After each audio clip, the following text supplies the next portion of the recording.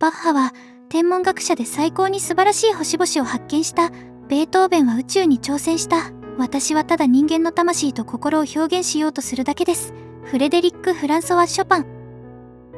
本当はただみんなと楽しく演奏したかっただけなのに、音楽家として生まれたピアノザウルスは今何を思うのか。今回の動画は公式 X で7月24日から投稿された一連のピアノザウルスの一日について徹底考察していきたいと思います。選択式ストーリー。今回の投稿は漫画形式で物語が進行していき、キャラクターたちの今後の展開をファンの投票によって決定する形式となっています。いわゆる選択式ストーリー、またはゲームブックに近い構成です。実は過去にも同様の形式で投稿されたものがあります。それがブンゾバニーのイースター大騒動です。この投稿では読者の選択によって物語が進み、最終的にブンゾバニーが悲惨な最後を迎えるという衝撃的な結末が描かれました。しかもその後、モブはあなたは自分の選択に満足してますかと問いかける投稿を行い、読者に深い後味の悪さと罪悪感を与えるという演出で話題になりました。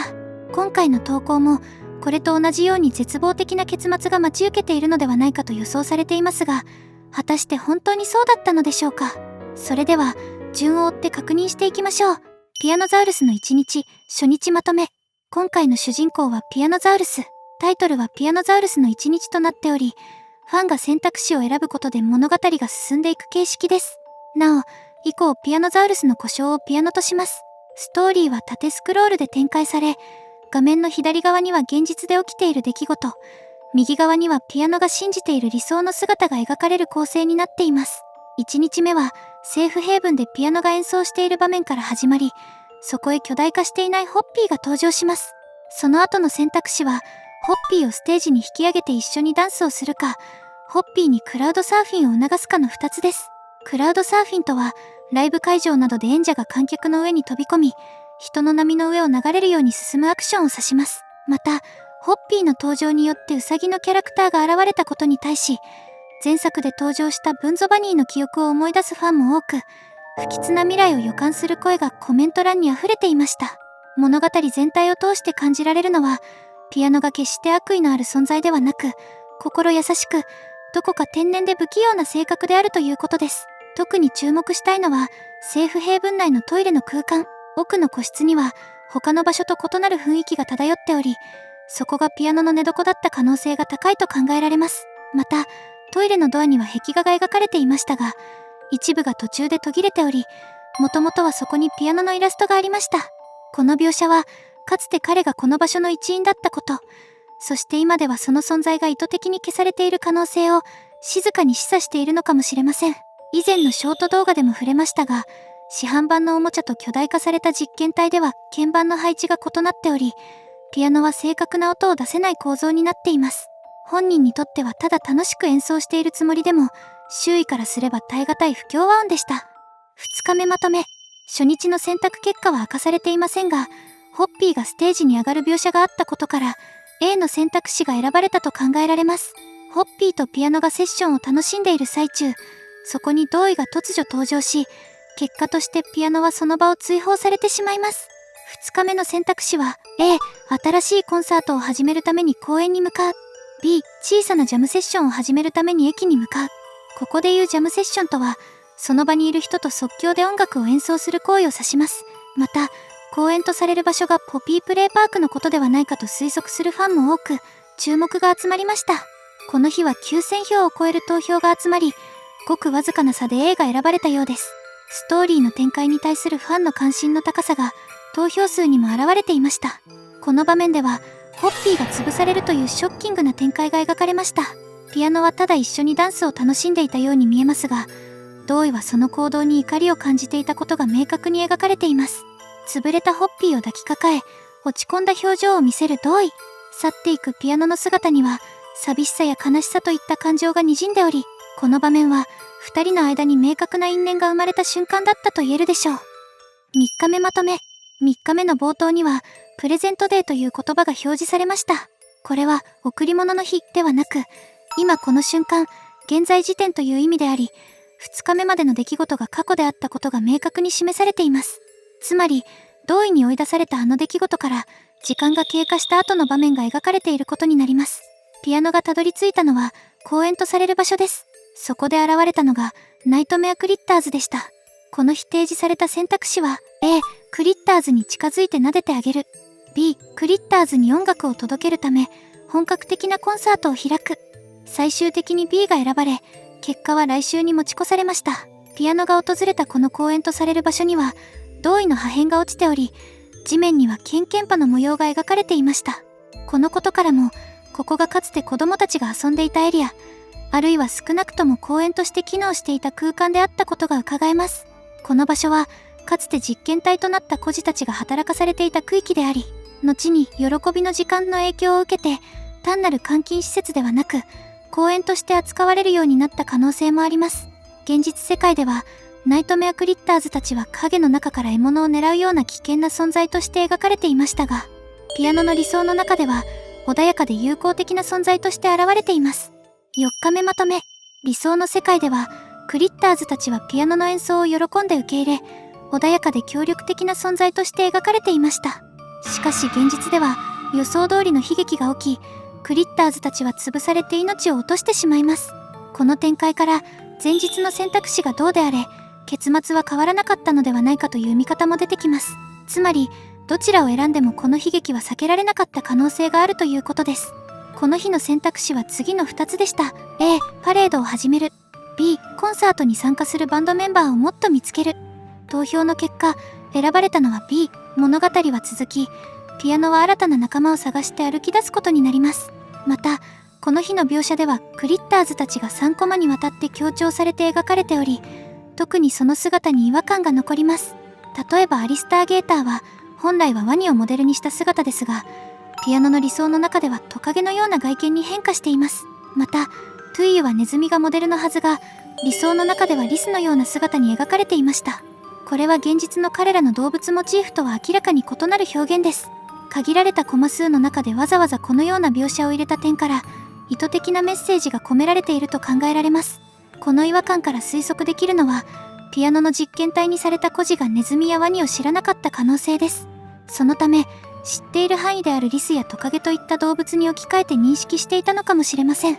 こうした視覚的なズレが後の展開での重要な伏線になっている可能性があります。一方でピアノの理想の中には都市の風景やライブハウス、劇場、警察、橋の架かる川など工場の中だけで育った孤児が知り得ない外の要素がたびたび登場しています。このことからピアノの中にいた人物は外の世界を知る孤児であり、記憶を保ったまま実験体にされた存在だった可能性が示唆されます。つまり彼は工場で生まれ育ったのではなく、外から連れてこられた孤児であり、その記憶が理想の中に断片的に現れているというわけです。そしてクリッターズの姿のわずかな違いがその前提を静かに物語る手がかりになっているのかもしれません。5日目、最後の日。これまでの投稿には毎回タイトルが添えられていましたが、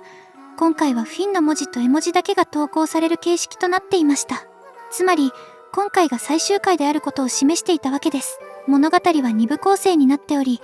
前半では新たなバンド仲間を探している時にグラブパックが落下してくる様子が描かれています。これは主人公の持っているグラブパックでしょう。後半では胴衣に捕まったピアノが倒されてしまう展開が描かれています。これはまさにチャプター4で実際にプレイヤーが経験したあのシーンと同じ状況です。個人的にとても驚かされたのはピアノ視点の主人公がブロンであったことです。最終コマではこれまで続いてきた現実と理想のシーンは一切登場せず、ゲーム内の場面だけが描かれて終わるという静かで強烈な締めくくりとなっていました。これで物語は幕を閉じます。まさかの結末。今回の描写で特に重要と考えられるのは3つです。それが鶏、胴衣、ブロンの存在です。まず鶏について見ていきます。一見するとこの鶏はスマイリングクリッターズの一員であるキッキンチキンに見えます。しかしホッピーの描き方と比較してみると明らかにテイストが異なっており、同一キャラではないことがわかります。また現時点ではゲーム内にこの鶏が登場した形跡も見られず、どちらかといえばナイトメアクリッターズよりの動物的な描写がされています。ではこの鶏は何を象徴しているのでしょうか。これまでの描写を踏まえると、この鶏もまたピアノが自分の想像で変換した存在である可能性が高いと考えられます。特に注目したいのは鶏がサングラスをかけているという点です。これは目が見えていない状態を表しているのかもしれません。もしそうであれば、現実の場面で食べられているベアハグが頭部を失っていることとつながってくる可能性があります。つまり、ベアハグには視覚がなく、それを象徴的に鶏として描いていると考えることができます。そうなると、この鶏はピアノの中で単なる食べ物、つまりチキンとして認識されていたとも考察できます。また、過去にモブはマイクラのチキンジョッキーをパロディにした動画を公開しており、そこには四つん這いのキッキンチキンが登場しています。加えて、ゲーム内でもピアノの食べ残しの中にチキンが含まれていた描写があります。こうした点から見ても、この鶏は単純に食べ物として扱われていた可能性が高いのではないでしょうか。さらに踏み込んで考えるならば、ベアハグの中にいたのは孤児ではなく、別の動物や鶏だったという示唆である可能性もあります。つまり、動物を使った試験的な実験が行われていた段階を暗示しているのかもしれません。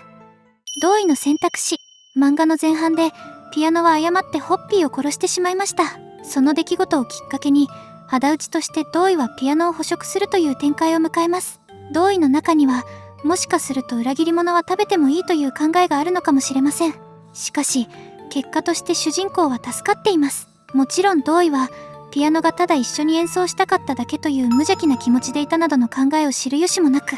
その分だけピアノの立場がより気の毒に移ります。では、同意はどうだったのでしょうか。重傷を負ったホッピーに対して、同意は本当に何もしなかったのでしょうか。あるいは、ホッピーをそのまま食べてしまったのではないか。そして、その罪をピアノになすりつけたのではないか。ここからは妄想と考察を合わせた妄殺になりますが、同意はホッピーを密かに捕食し、その痕跡を隠すためにピアノを追放した。そうすることで、セーフヘイブンの仲間たちに、全ての責任はピアノにあると思わせたのかもしれません。仲間たちは状況を確かめる術もなく、同意の言葉を信じたのでしょう。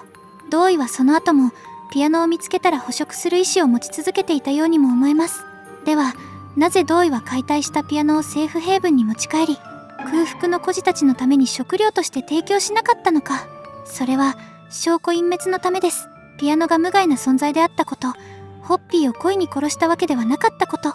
それらが明るみに出るのを、同意は避けたかったのではないでしょうか。同意は扉のレバーを持つドッグデーを投げる場面や、ピアノを襲う場面で暴走した姿になります。しかし、その後は何事もないように、怒りをコントロールしてるかのような様子です。もし本当に暴走していたのなら、主人公も無事ではいられなかったでしょう。もしも、同意側にも選択式のストーリーが存在していたとしたら、A、主人公を助けるため、ピアノを止める。B、ホッピーの敵討ちとして、ピアノを食べる。このどちらを選んでも、ピアノが傷つく未来は変えられなかったかもしれません。しかし、同意がどちらを選んだかによって、同意に対する私たちの印象は大きく変わっていたとも感じます。怒り、悲しみ、後悔、そうした複雑な感情が彼の行動の裏にはあったのかもしれません。だからこそ、同意は悲しいボスでありながら、ただの悪役ではない存在として描かれているのではないでしょうか。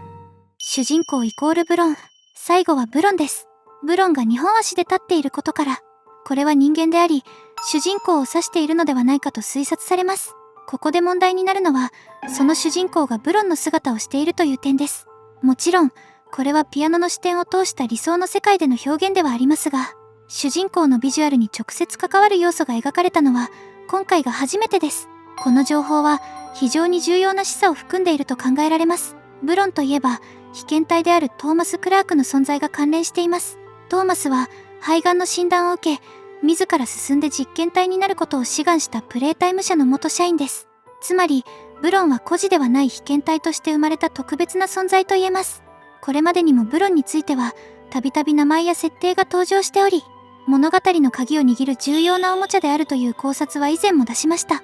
さらに今回の描写で注目したいのは、ブロンがタンバリンを加えていたという点です。これは、主人公が装備しているグラブパックを暗示している可能性や、主人公の顔に何らかの特徴があることを示しているのかもしれません。そして、他のキャラクターたちと比較しても、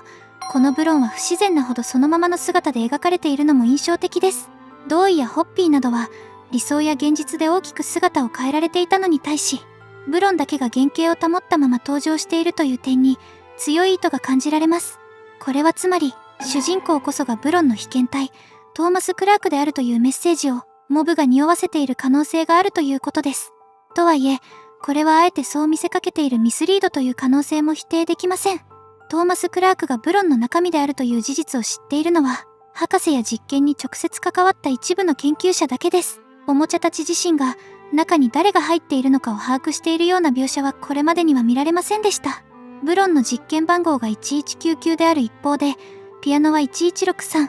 このことから、ピアノの方が先に生まれていた可能性が高く、実際に同じ施設内にいたかどうかは不明ですが、その姿を見たことがあったという仮説は十分に成り立ちます。また、ブロンは他のおもちゃたちから距離を置かれているような描写もありました。それは、ブロンが持つ異質さに起因しているのかもしれません。その違いとして挙げられるのが、ブロンの目です。ブロンは、なぜか人間の眼球をそのままさらけ出したデザインになっています。他のおもちゃにはないこの構造が、彼を特別な存在として際立たせていたとも考えられます。人間の眼球は、実は子供と大人で大きさがほとんど変わりません。3歳頃まで急激に成長し、その後はほぼ一定のサイズで成長が止まります。異常な大きさの目を持っているのは、現在のところポピーだけです。つまり、ピアノが過去に人間の目イコール人間そのものという印象を持っていたとするならば、今回出会った主人公の目を見た瞬間、これは人間だと認識した可能性があるのです。そして、彼の中で人間のイメージとして結びついていたブロンの姿が、そのまま主人公の姿として反映されたと考えることができます。実際、ラストのコマでは、本来描かれないはずの瞳が明確に描かれており、この考察を裏付けるような演出になっていました。したがって、今回のストーリーで伝えたかったことは、目について注目してほしいといったメッセージが隠されていたのかもしれません。さて、ここまでピアノザウルスの一日を通して解説と考察を行ってきましたが、ブンゾバニーの時とはまた異なる、少し色調の異なる物語だったのではないでしょうか。今回の動画が参考になったと感じていただけた方は、チャンネル登録と高評価をよろしくお願いします。